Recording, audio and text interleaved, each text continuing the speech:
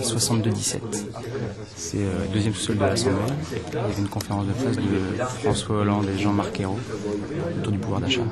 Les socialistes sont à l'offensive partout où ils ont une responsabilité.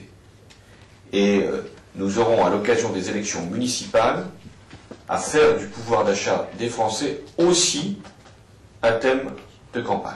Et ce qui est intéressant, c'est qu'il y a une dizaine de propositions socialistes sur le sujet, et qu'on a le sentiment que c'est la première fois depuis 6 mois qu'ils réussissent à être audibles sur un sujet. Nous demandons qu'on examine nos propositions, qu'on en débatte, et si elles ne sont pas bonnes, qu'on nous le dise, mais qu'on ne les occulte pas par des manœuvres de procédure. Bon, il n'y a pas de grand monde, mais bon, tu as toutes les radios nationales, tu as les télés, les agences. Bon, a priori, c'est couvert, hein. C'est couvert. C'est couvert. Ouais. Qu'est-ce que vous proposez sur le SMIC? Parce qu'on parlait des conditionner les exonérations de cotisations sociales à l'augmentation des salaires, mais sur le SMIC précisément.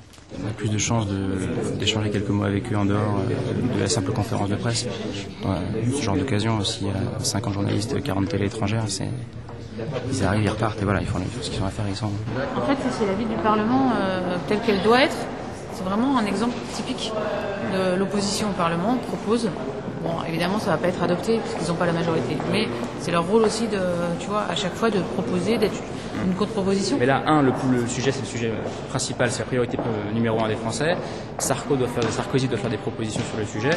Donc, voilà, le fait qu'eux fassent des propositions en amont, avant Sarkozy, ils ne peuvent pas être taxés d'être simplement des opposants stériles et de jamais proposer. Et puis là, concrètement, sur ce sujet-là, c'est un exemple typique de coordination entre le parti et le groupe parlementaire. Parce que hier, le bureau national du PS, rue de Solferino, là, à 300 mètres, mais au siège du parti, a débattu de ces sujets-là, du pouvoir d'achat et des propositions. Ils ont tranché certaines choses. Et aujourd'hui, c'est le groupe socialiste à l'Assemblée qui s'est saisi du dossier et qui va proposer ça pour que ce soit soumis à l'Assemblée et au vote, en tout cas à la discussion demain en séance ici dans l'hémicycle, quoi.